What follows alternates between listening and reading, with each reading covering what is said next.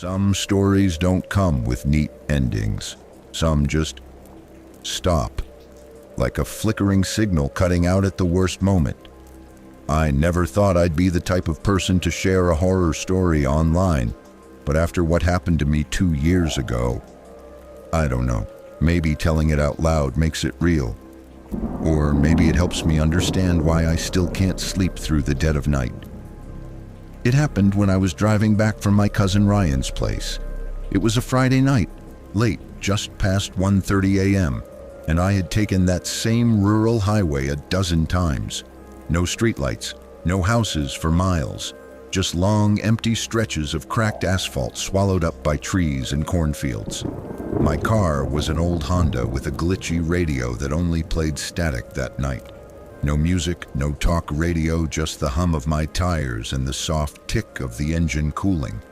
About 30 minutes into the drive, that's when I saw the figure. A man, or something like one, standing on the shoulder. He didn't move, no thumb out like a hitchhiker, no flashlight, just standing there, staring at the road. I should have kept driving, but you know how it is. You tell yourself you're imagining things.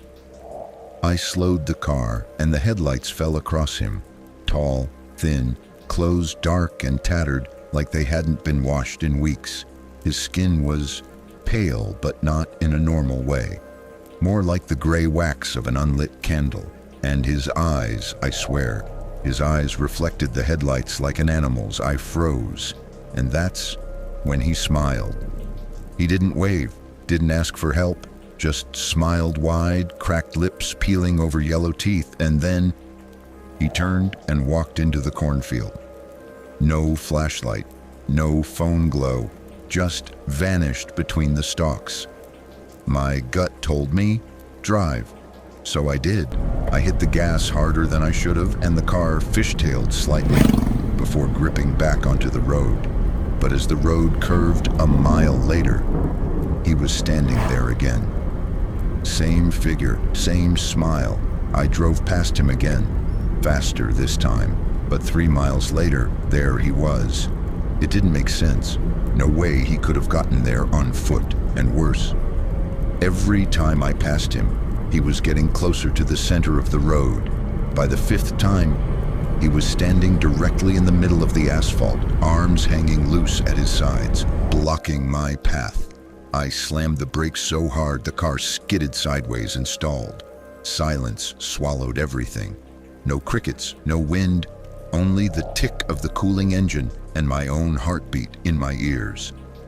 I locked the doors, flicked on the hazards. He didn't move, didn't blink. Then he tilted his head, like a dog hearing something distant, and started walking toward me. Slow, measured, like he had all the time in the world. I don't know what came over me. Instead of flooring it in reverse, I grabbed the flashlight from my glove box and got out. My legs felt like concrete, but I stepped onto the cracked pavement. "What do you want?" My voice came out thinner than I expected. He stopped, maybe 10 feet away, and then he mimicked me. Mouth opened wide. My own voice echoed back in a broken, staticky whisper. "What do you want? Want. My blood ran cold. That's when the smell hit me, like rotting leaves, wet dirt, and something older. It was like he had carried the graveyard with him.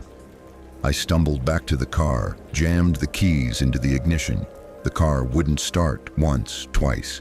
He was now only feet away, his smile splitting impossibly wide, ear to ear. I don't know how, maybe adrenaline, but on the 3rd turn, the engine roared back to life. I floored it, didn't care if I hit him. But when I looked in the rearview mirror, the road behind me was empty. I made it home around 3 a.m. Didn't sleep that night. Didn't sleep much after that either. For weeks, I saw him in reflections, in crowds. Once, I swear I saw him, standing across the street from my apartment. Same dark clothes, same smile. But as soon as I blinked, he was gone. I moved out of state 4 months later. I haven't seen him since. But every time I drive at night, every empty road, I still glance at the shoulder, just to make sure. Narrator, calm, reflective tone. Maybe it was all in my head, a trick of exhaustion and shadows. But if you ever find yourself on a dark highway at 2 a.m. and you see someone standing by the road, don't stop, don't look back, and whatever you do, don't let them smile at you.